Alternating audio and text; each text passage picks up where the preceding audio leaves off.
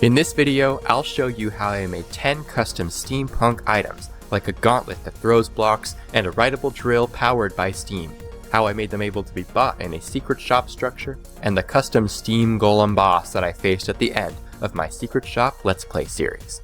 If you haven't checked out that series yet, click on the card in the top right or the link in the description to see how it all played out. And don't forget to subscribe and check out my Patreon to download exclusive data packs like this one. I started by modeling the refined copper bolt in Blockbench. This was going to be the main collectible and currency for the series, and I wanted finding and interacting with them to be visually engaging and exciting. So I also added 2 animations for it, one where it's bouncing around, and one that would play when it gets collected. The goal was to make these super cute, and I'm really happy with how they turned out. After making the animations, I exported the model using a plugin called Animated Java, which turns the model into a resource pack and data pack that render it as an item display and handles all the animations through commands. So technically, these bolts are closer to mobs until you get close, and then it drops as an item. The item itself doesn't do anything, so it was time to make the shop podium. The podium model is reused from my last Abandoned Tower data pack with a new texture, but that's pretty much where the similarities end. This ended up being one of the most complex features I've ever made. The complete shop podium is made up of 5 entities: the item display that renders the actual model, 2 text displays that show the name of the item being sold and its price, an item display in the middle to render that item, and the interaction entity around the whole thing, which is how you purchase the item. I could go on about the complexity of the shop podium, but let's get to the good stuff, the items you can actually buy. Starting off at number 1, worth 1 refined copper bolt, the steam gun. This was going to be my early game weapon. It's a warped fungus on a stick that sprays a steam attack when you right click, using a combination of particle motion and damage commands. Later, after I had finished a few more items, I added the ability to make it cook the items so that I could use it as a convenient food source in the series. As an added bonus, I thought it would be funny to make it name them steamed instead of cooked. There's even an Easter egg related to the steam gun, which you'll have to keep an eye out for if you check out the pack. Next, I made the inventor's goggles, which are worth 2 refined copper bolts. These were super simple. It's also a warp fungus on a stick, which gets equipped to your head slot when you right click it. I knew I was going to need a way to find refined copper bolts later in the series, so I made it give those copper bolts glowing if you're within 32 blocks of them. This makes it easier to see them both from a distance and if they're behind blocks, such as if they're underground. It also gives you night vision, mostly because I thought it made sense to have an additional ability that was useful outside of engaging with the pack. Next up was the mechanist, which I had to be a little clever about. I knew I wanted this to be a custom villager, but I didn't want to require any mods to play with the pack, which means I couldn't make this an Optifine reskin. Since I was already making an item model to spawn the villager, I made the villager itself invisible and put an item display entity with that item model over it to follow its movements. But since its arms and legs don't move, I made the villager have permanent extreme slowness, so it wasn't super obvious it wasn't a real villager since it wouldn't be able to move around. The villager itself always has the same 2 first trades, but the second 2 trades are chosen at random from a group of 4. And they can be either the steampunk sword, steampunk pickaxe, steampunk axe, or steampunk shovel, which of course are themselves custom items. The steampunk sword is a diamond sword that gives mobs a chance to drop a copper ingot, but it doesn't have any other abilities, secret or otherwise. For the steampunk pickaxe, axe, and shovel though, I did add a secret power.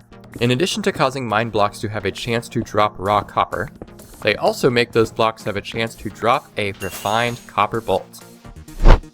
Moving back to the secret shop items, we have the rivet gauntlet. In addition to being a pretty strong melee weapon, it also lets you pick up blocks and throw them. The thrown blocks deal damage when they hit a mob, and then drop as a block or an item if there isn't room. I'm pretty confident I could have made it so that when the block lands it doesn't look like stone for a brief moment, but I messed with it for a while and knew that I needed to move on. Hopefully it wasn't a big deal for you guys watching. The rivet gauntlet ended up being very useful for the sparkly mobs that I added too. These are regular passive or hostile mobs that can be randomly selected to have increased health, speed, and or attack damage, and gain these sparkly particles when they do. When you kill them, they drop a refined copper bolt. which I did by making them drop a placeholder item first, that then summons the refined copper bolt. Now let's take a look at the hydraulic press. This is when things started getting really fun. I wanted this item to really encourage at least some basic automation. The item itself is just a spawn egg that spawns a marker that then summons the item display entity and a lightning rod inside of it so that it can be mined. The lightning rod also has the added benefit of directing redstone towards it, which is perfect because I wanted this block to be activated using redstone, which I had to make a whole custom system for detecting. When it's activated, the hydraulic press will try to compress the block below it into a related block.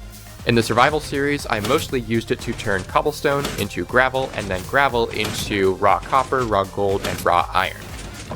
But there are actually a few other possible interactions. If there's deep slate under it, it will turn it into cobbled deep slate and then into a random deep slate ore block, but you do have to mine it yourself, so you can't automate that as well. If there's basalt below it, it'll turn it into a random either netherrack or blackstone, and then the netherrack into a magma block and then to lava. And then blackstone turns into gilded blackstone and then a random gold drop, which can include a gold block. Moving on, we have the steam engine. Originally, I was planning for this to drop from the boss, but I realized it would make more sense from a survival perspective to have access to it earlier in the series. This is a very cool custom furnace block. It gets placed the same way as the hydraulic press and has a real furnace block inside of it. When there's a water source on top, it becomes charged, and then it can smelt up to 20 items. It also smelts much faster than normal, which I did by just setting the smelt time to a little bit more than half whenever it starts over. This also helps encourage automation because you can set up some infinite water sources to keep them infinitely fueled. However, because they get fueled from the top, you can't put a hopper on top to automate the input. So you'll have to come up with some other manual solution if you want to make use of a lot of these. After that, I made the coolest item in the series, the steam drill. This gets placed down like a custom block, but it's actually a rideable vehicle. It's made of 3 entities: the item display that shows the actual model, an interaction entity that you right-click to ride it, and another interaction entity on the barrel so that you can fuel it with water. While fueled, it moves pretty slowly and has a small turn radius, but it mines blocks in a 3x3 slice in front of it. It can only mine blocks that can be mined with a pickaxe, which is most blocks that you would want to be mining with it, but it does stop if you end up hitting something like dirt or gravel. So something to keep in mind if you use this while digging underground. Taking another break from the items, I want to thank you for watching the video this far. I hope you'll consider subscribing to help out the channel. As a reminder, if you want to play with these items and collect refined copper bolts scattered around your world, you can join my Patreon to get access to this and other data packs I make exclusively for my videos. The last 2 items are the Steam Golem Core and Mob Grinder. The Mob Grinder is another placeable block that is fueled by water, which you can do by right-clicking the barrel on it with water, just like the steam drill, which it has an interaction entity for. We also have an interaction entity for this button so that you can break it when you're done using it. While it's fueled, it will automatically kill most mobs that stand directly on it, and teleport their drops and XP to the front for easy collection. Even though I knew I wasn't going to be building a significant mob farm for my series, I wanted this to be robust enough to work for such a farm if you put in the effort. Before we move on to the Steam Golem Core, let's see how the refined copper bolts get spawned in the world. I made a whole bunch of structures that looked like natural features, such as trees. Some of them, like the mushroom circle, are pretty obvious that there's something unusual about them. But others, like this fancy oak tree, look totally normal except for the copper bolt dancing around inside. These all then get generated in the world as structures. This gave me a lot of control over how common they are and what biomes they could appear in, so all of these are biome specific. Of course, the most fun ones to make were these underground ones, like the creeper dungeon with the bolt here above the spawner, and this deep dark cave that has multiple shriekers. While trying to get this bolt in my series, I ended up spawning a warden and had to run away. Now, the Steam Golem Core was always intended to be a surprise. I wanted it to sound like it would summon a friendly golem, which is also why you place a carved pumpkin on it to activate it, just like for an iron or snow golem. But it's actually a secret boss, which fits very well with the theme of the secret shop. I modeled the Steam Golem in Blockbench, and like the refined copper bolts, it's a mob brought to life by animated Java. When you summon it, the Steam Golem will play a spawning animation before its boss bar appears and it goes on the attack. It will target any nearby players, as well as villagers, wandering traders, and iron golems, who are powerless to defend themselves. It's also a very destructive boss, and will plow through any obstacles on its way to its target, whether it can see them or not. At first, the Steam Golem has 3 attacks. When smoke comes out of its right shoulder, it's preparing to use its fist attack, which also deals damage in an isolated area in front of the golem. When smoke comes out of its left shoulder, it'll fire off 3 copper drill projectiles in quick succession. They can't go through blocks, but they do move pretty fast and can be hard to dodge at close range. And finally, it can surround itself with redstone particles before it jumps in the air, dealing damage in a small area when it lands. After that, it'll fold up and start to heal, during which time it is surrounded by fire particles and can't be hurt. If you try, you might get burned. Once the Steam Golem is below half health, it gets 2 additional attacks and has a higher chance to use them than the previous 3. First, it'll release some exhaust before jumping in the air and landing with a damaging shockwave that also sets fire in the area. And second, it will suck in any nearby mobs with these cool vacuum particles. If any mobs are close enough when the vacuum ends, they'll get catapulted into the air and dealt a bit of damage. The Rivet Gauntlet blocks do hurt it, and in fact the Rivet Gauntlet's melee attack deals extra damage if you're able to get close enough to hit him. If you do manage to defeat the Steam Golem, it will drop a bunch of redstone and copper blocks, 1000 experience, and 10 refined copper bolts.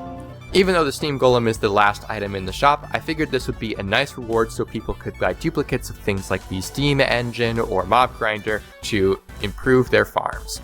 Plus, since the Steam Golem core only costs 8 bolts, you could technically fight him again and again to farm refined copper bolts, and make a profit of 2 bolts each time, which I thought was pretty cool. I hope you enjoyed this behind the scenes look at the Secret Shop series.